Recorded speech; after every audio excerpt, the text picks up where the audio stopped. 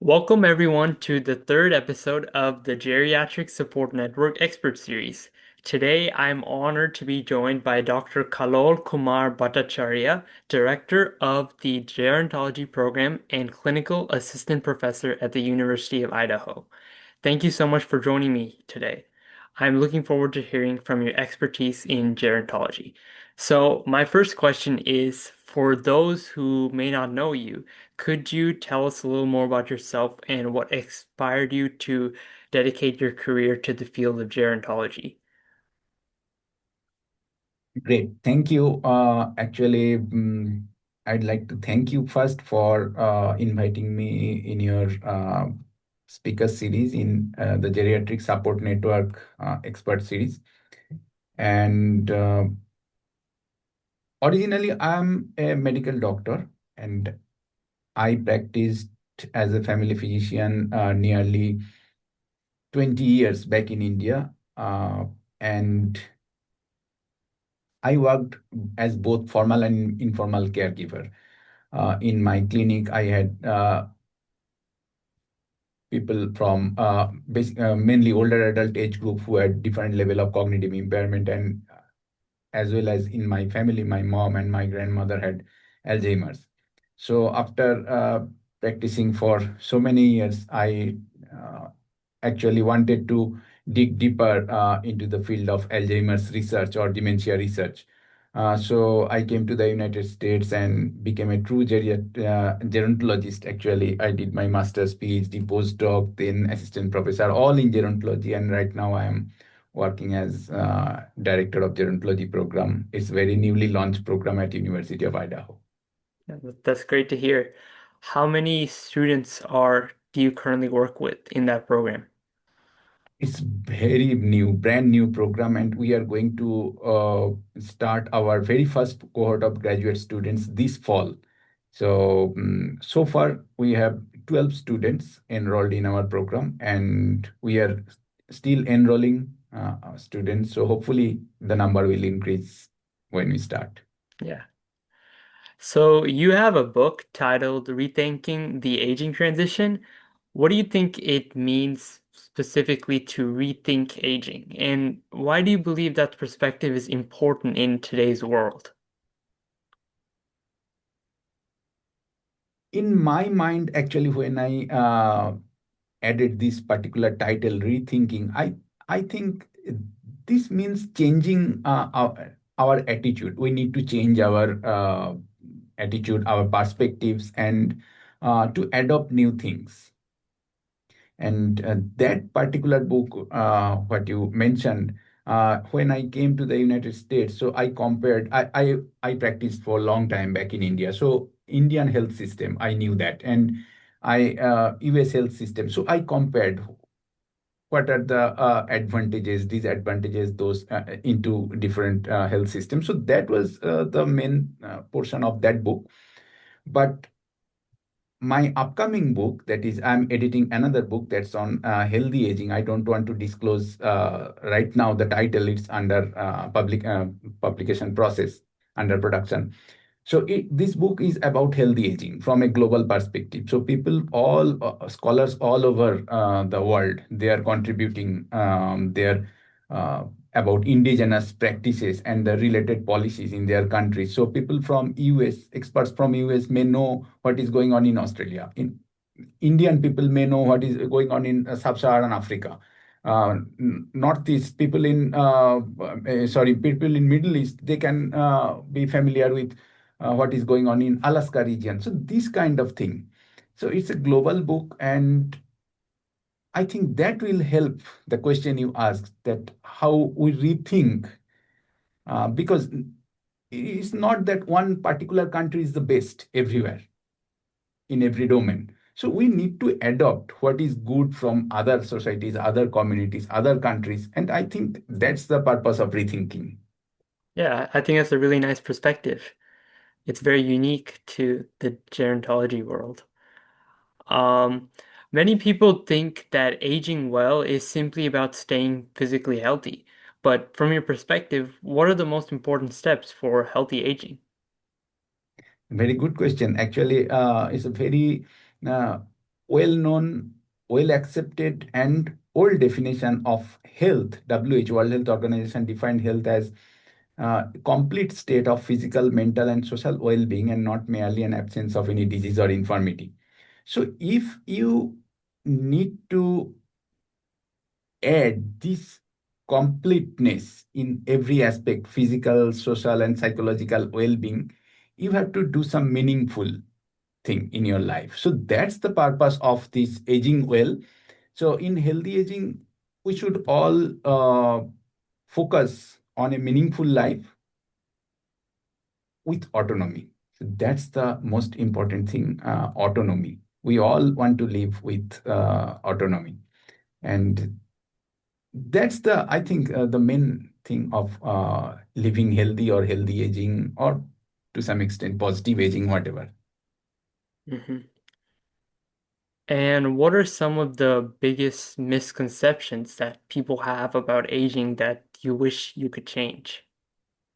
The first thing is negative stereotyping, that baldness, gray hair, wrinkles, and supporting, for example, stick, walking stick. So this kind of thing. So these are negative stereotype only, and we should not do that, because your age, you are a teenager. I'm a middle ager. I lived your age, but you didn't my age.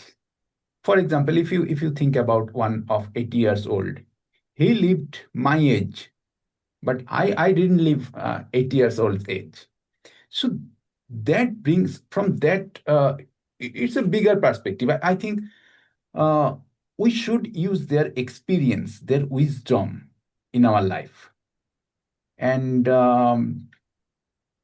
I think that's very important. That thing we need to change again about rethinking. And another important thing, that is, knowingly or unknowingly, we all believe that we will remain the same forever. Our physical activity, our mental condition, whatever we are dealing in our current day, we think it will remain forever. It's not that. It will deteriorate after some time. So we need to be prepared, both physically and mentally, to accept that challenges in later life. Yeah, there are definitely many changes that happen in older adulthood, and sometimes people don't anticipate them. Now, you've also focused in some of your research on health promotion in long-term care facilities. What role does health promotion play in helping residents maintain a good quality of life? Again, an excellent question. Actually, health promotion is very important for towards leading a healthy longevity, I should say. It's not that we should add years to our life, but we should add life to our later years. Hmm. That's very important. And for that, health promotion is very important. It's not about older adult, both living in community dwelling, community dwelling older adults, and those who are in long-term care, residing in long-term care, in nursing home, assisted living, or any other places. So this is also important for them as well as for people in any age group. So, for example, adolescent or teenager, middle-aged, pre-older adult, older adult, everywhere. It's not that after you become 65 years old, you will do some take some health promoting measures, and you will remain fit. It's not that. It starts from beginning. You have to accommodate those changes. You have to adapt those changes from early days, so that you can live a long, healthy life even after 65 or more. Yeah, that's a great perspective and advice on that topic. Many of our viewers are family caregivers, and what's a piece of advice that you would give families who want to better support their aging loved one? If you ask me just in one phrase, I will tell them spend more time, because I mentioned about physical, mental, and social well being in the definition of health. So if you spend more time with your older adults, with your loved one in your family, you are supporting the third one, social health. So you are socializing, even with it starts from your family. So, and ultimately that will help your mental health and that will benefit physical health. So spend as much possible your time with those people, uh, talk with them. This conversation will make happy both partners in this conversation, and you will also gather more experience from them. So I think that's very important, and they will also feel that we are not people are not ignoring us. We are also part of this family community. So it's very helpful. Yeah. And I definitely think that even if your loved one, your aging parent is in another region, it'd be great to call them and socialize with them. Definitely, Yeah. definitely. Now, as our population continues to age, what are some changes or innovations in gerontology that you're really excited to see? For example, it's great question again. Actually, right now people are thinking it's not about only in the US. It's a global thing. It's definitely in the US, but in every other country, I should say that people are thinking about aging process. So this this wave, I must say, it was not present before a few years or few decades. People are thinking how to improve quality of life, how to improve quality of care for those people. So both formally and informally, that's very important.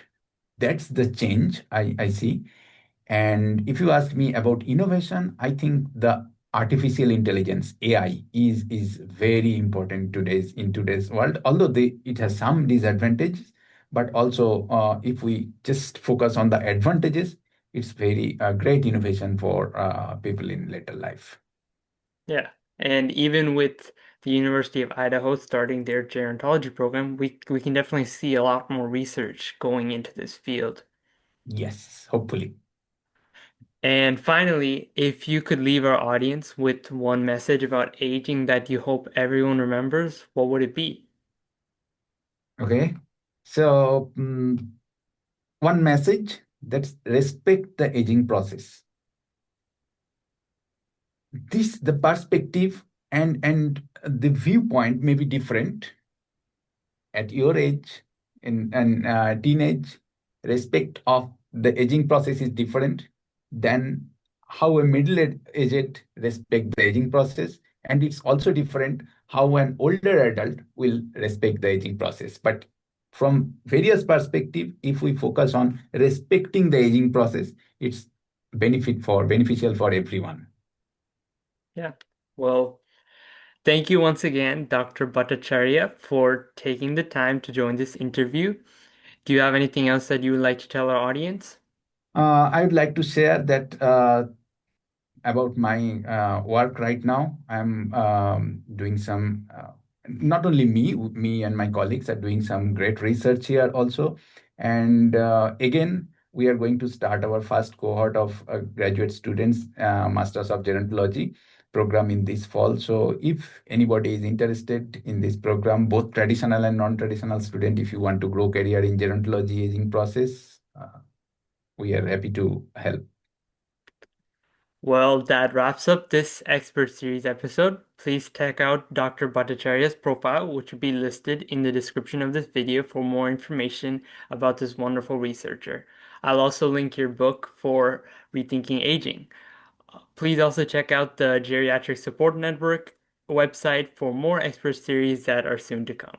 Thank you all for listening.